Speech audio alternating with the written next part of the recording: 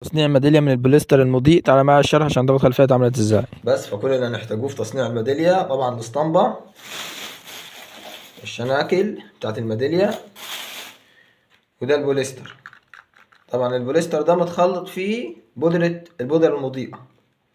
طبعا الفيديو واحنا هنخلطه فيه البودرة المضيئة في اول تعليق، هتلاقي رابط في اول تعليق، خش عليها واديك ايه للفيديو الجزء الاول. بس طبعا هفضي حاجة بسيطة من المصلب،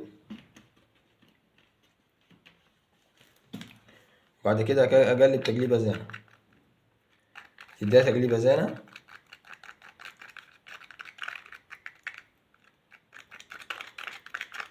بس وبعد كده هتفضي.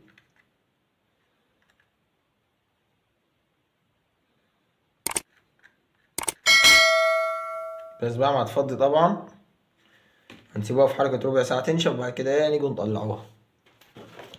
بس طبعا يا جماعة بعد ما نشفت نطلعوها. طبعا احسن حاجة في الاسطمبات ان هي يكون ايه الخرم منه فيها، يعني الخرم في الاسطمبة ذات نفسه، مش هتعوز ميني كرافت ولا تعوز ايه اي حاجة تخرم بيها. بس طبعا دي السلسلة بتاعت الميدالية.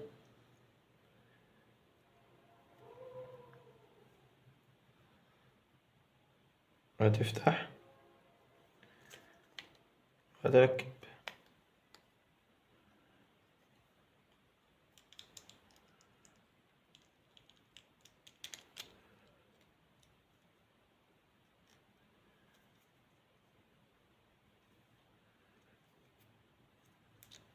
وايه لو عجبك الفيديو متنساش اللايك والاشتراك في القناة وشجعني عشان نستمر.